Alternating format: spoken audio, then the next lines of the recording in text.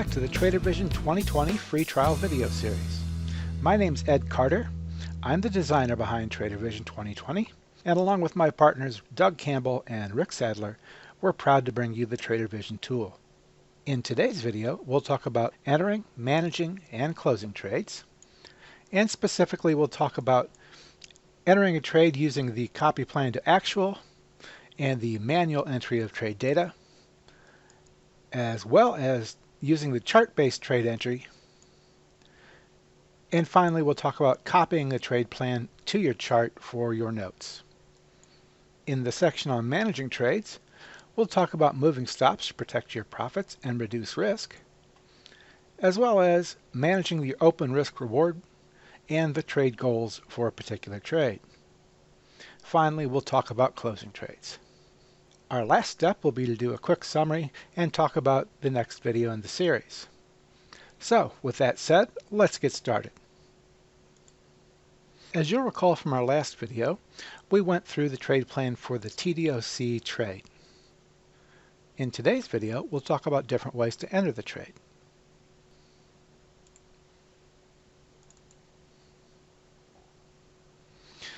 As you'll recall from previous videos, every time we open Trader Vision, we go directly to our dashboard where we can see our open situation. We'll go to the trade log and open back up that TDOC trade. In this case, we have several options in how we can enter a trade.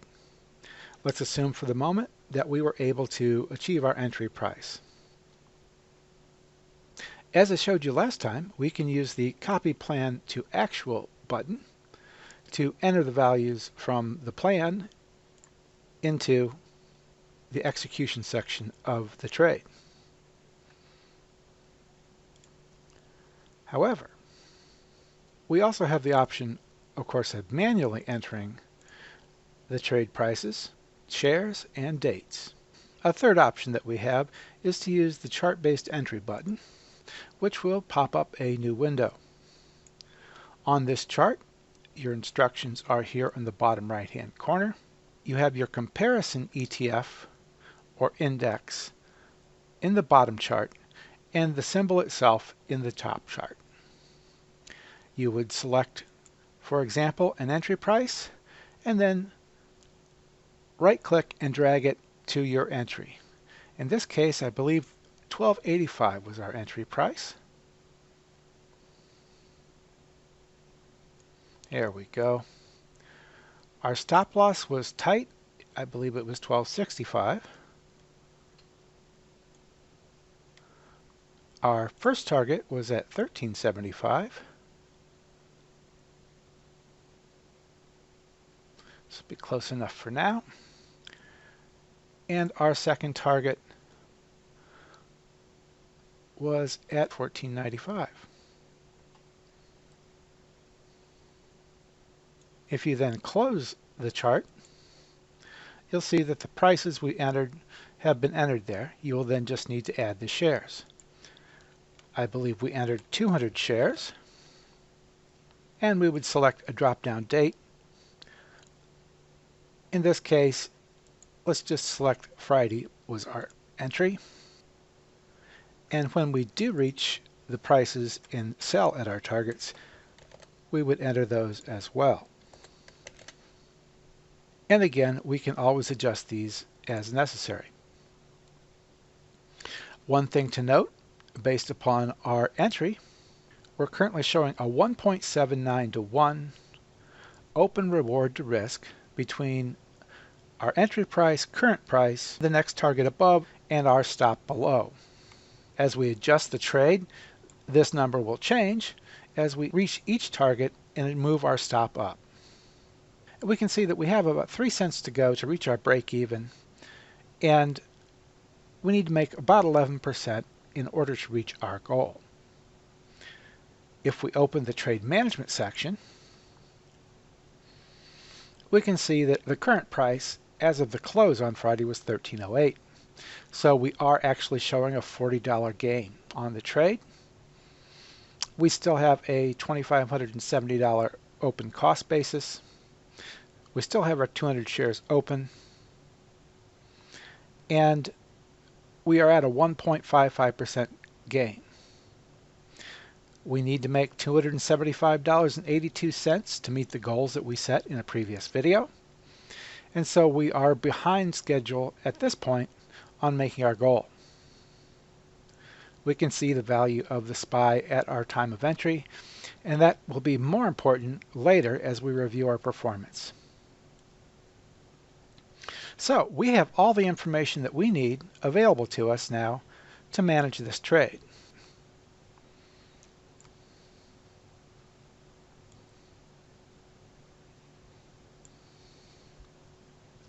Let's talk for a minute about copying our trade plan to a note on the chart.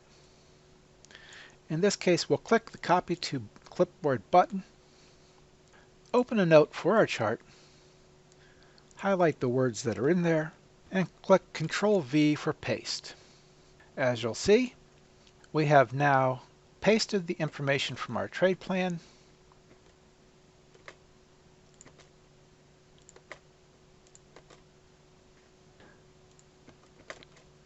You can see that we're showing an initial stop of 1265. Our entry was at 1285. We bought 200 shares. Our first target is set for 1385 for 100 shares, and the second one at 1495 for 100 shares. The stop still remains at 1265.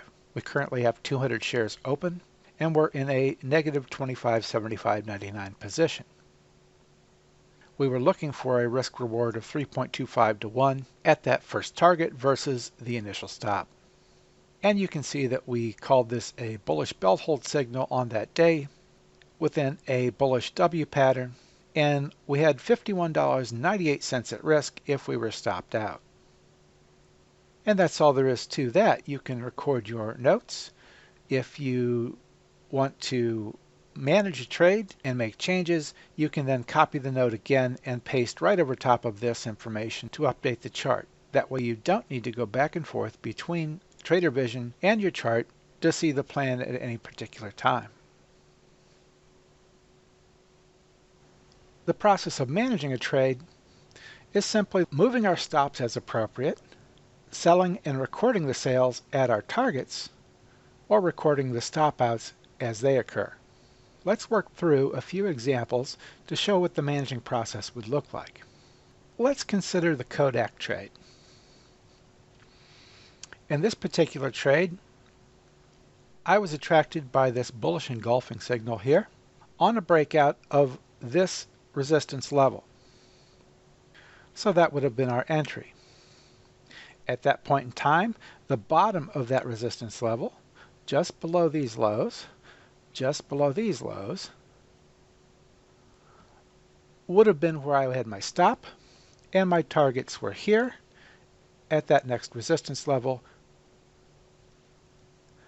and then on above at the tops of this resistance area, which also matches lows over here and here.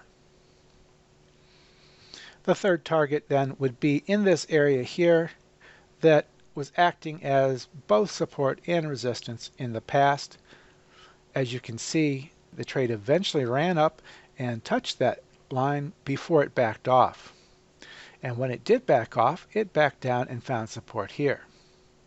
So in this case, managing the trade would look something like this.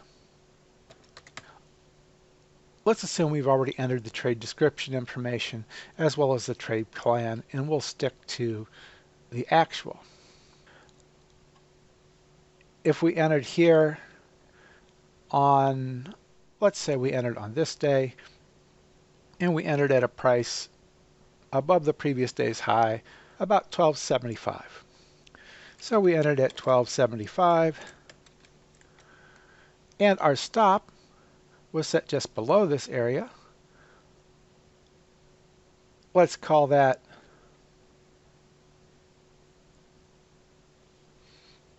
$12.05.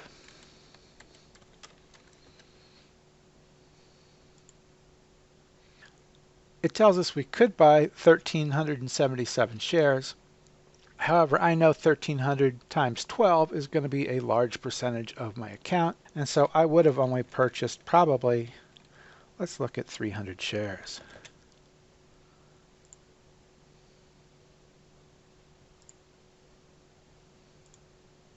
My first target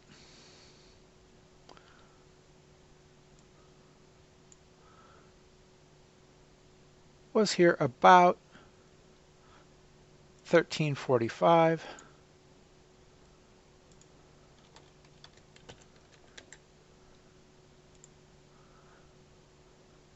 And for argument's sake, let's say I sold 100 shares at that point. My second target was up here about these highs, matching these lows, and let's call that 1415. And again, let's say that I would sell 100 shares.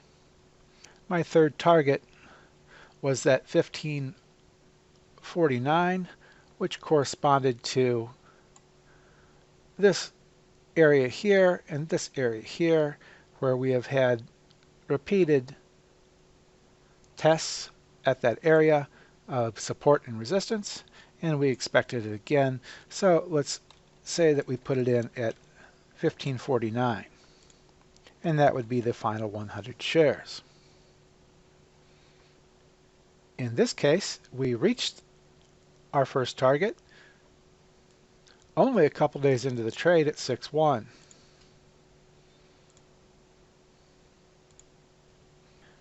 At that point in time, we had moved up a little less than 5%. I don't see a logical place where I might have moved my stop to, other than moving it to the top of this resistance band. So I might have moved it up here, let's say about 1246, 1247, something like that, right in that area. And if we did that,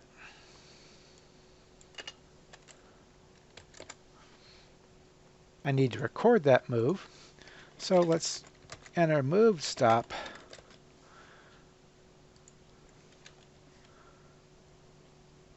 $12.47, and we did that on the 1st.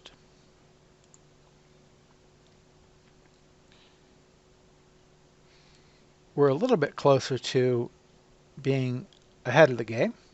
Then, as you can see, we were able to take out that second target on June 6th.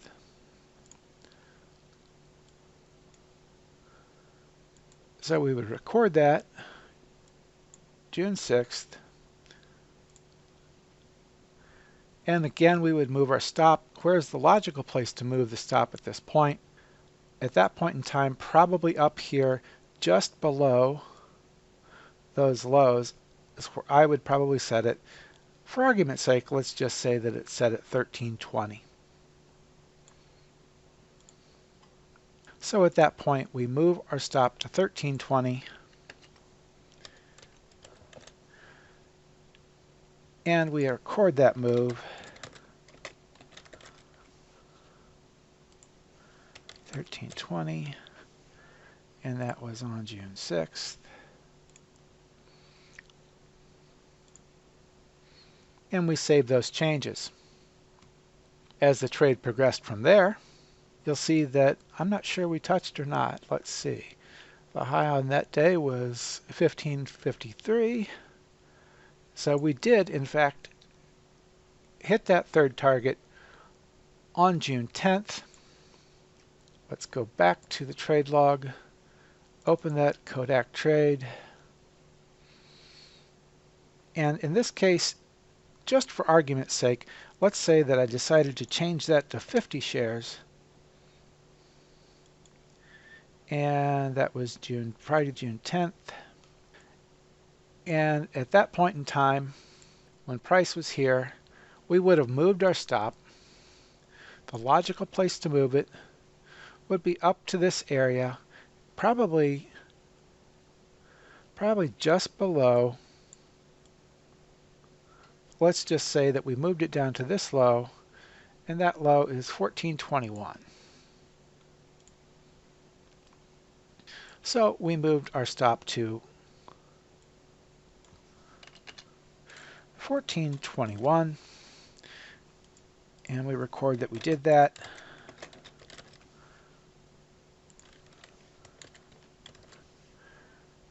on the 10th. Okay, so we saved that trade, and now the trade progresses. At this point, we suffered a pullback. It retested that level, and in fact, the low of that day was 14.19, so we would have been taken out on this day, which was June the 14th. So, pulling up that trade again, we see that we were taken out on June the 14th at our 14.21 price.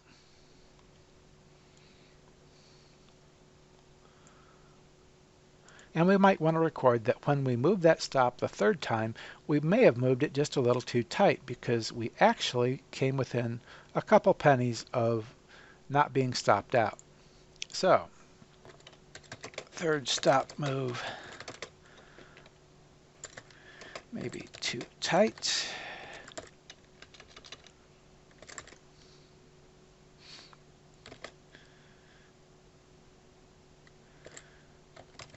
Taken out by 3 cents.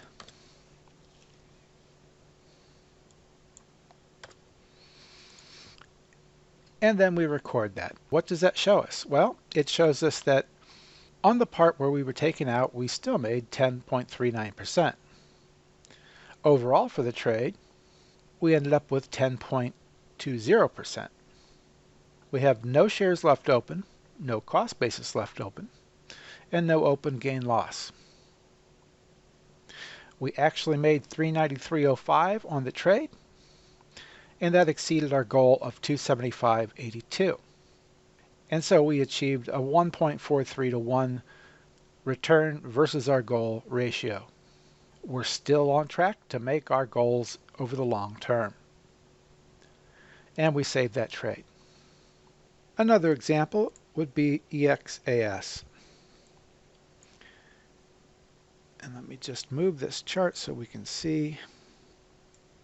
Okay, as you can see, this was a rounded bottom breakout back here. We had a bullish engulfing. I probably personally would not have entered that based on this resistance band above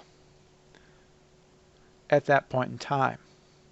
I probably would have waited for a run-up, a test, and a pullback, and look for a breakout of this whole resistance area. Let's call it $8. At that point in time, I would have had my stop tucked up right underneath this low. So let's say that I have it set at, well, let's just use this 686. To enter this trade, again, let's assume that we've already entered the trade data to save time for this video. And the entry price was $8. The stop was 686. And it tells us we can buy 855 shares. I know that that's going to be too much, so let's just say that for argument's sake we did 400 shares, and we would have entered on this day, which would have been 614.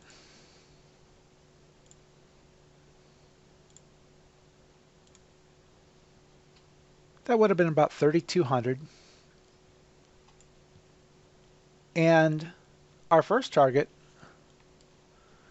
based on resistance here and the highs there and the highs here, I would have seen resistance as a good target area in the 849 area perhaps.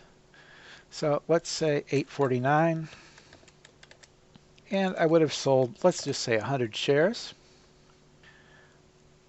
I would have saw more resistance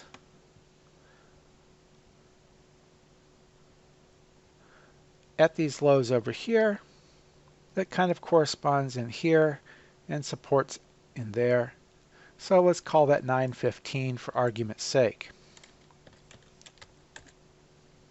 And another 100 shares would be taken at that level. The third area that I would see resistance at were these highs, and just above these highs, let's call it, well, let's call it $10 so that we're not quite above those highs. And we're selling into strength. And we would take a third 100 shares. The final 100 shares I would then be looking to manage with my stop. So that would be the plan going in. As it turns out, the day we entered was a monster day. For some reason, it gained 33% in that day and would have taken out two of my targets. So on the same day I entered, I would have exited 200 shares. So on June 14th, I exited that and that, still having half the trade on.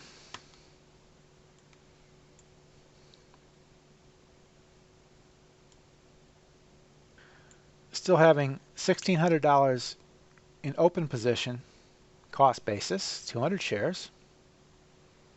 And again, these open gain loss and the open risk reward are not accurate because they are reflecting the current price, not the price as of that day. At that point in time, I would have been moving my stop, particularly on a monster day like that. And I would have moved my stop right up here to this level.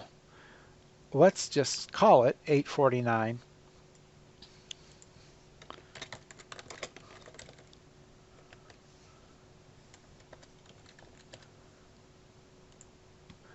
And that was on the 14th. So we moved our stop to 849. So that was a beautiful day. We happened to catch a winner there.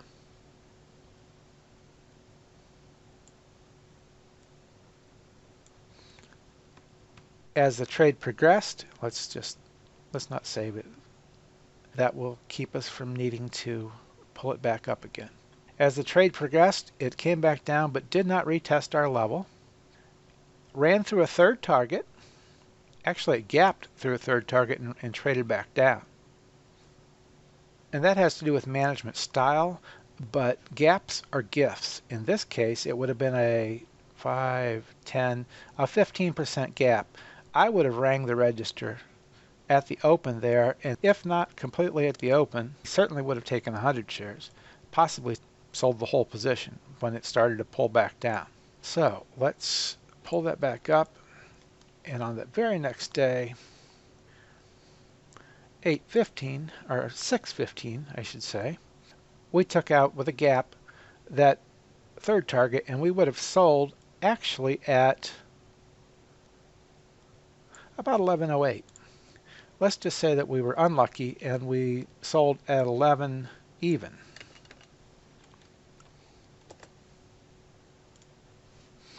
And for argument's sake, let's say that we only took 100 shares. So at that point in time, we had 100 shares still open, $800 in cost basis, but we were way up on the trade based on that huge day and then the gap day. So we are doing great. We would have moved our stop again, probably moved it up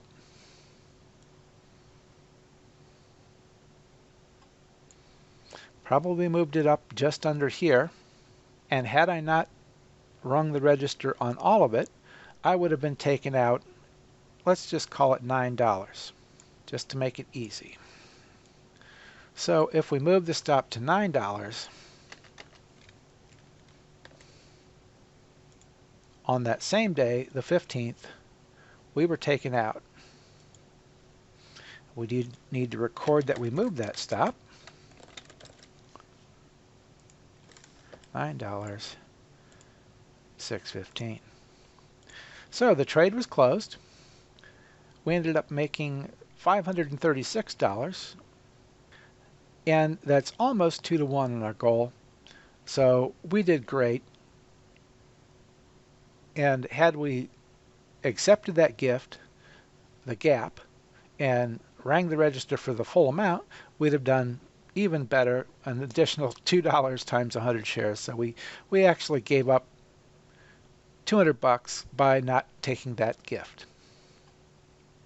And there you go. There are some examples of entering, managing, and closing trades. So to do a quick recap, today we talked about entering trades, doing so by copying the plan to actual using that button. We can manually enter a trade as well, and I also showed you how to use chart-based entry to enter your trades. In all those cases, you can adjust the prices and shares to meet your actual fills. We talked about managing trades. I showed you how I approach managing trades, and in particular how to move stops to protect your profits and reduce your risk, as well as managing your open reward and risk, and managing to your trade goals, as opposed to letting greed and fear drive your trade decisions. Finally, I showed you how to close a trade. That's it for this video. In our next video, we'll talk about using the dashboard and the trade log as tools to control our focus.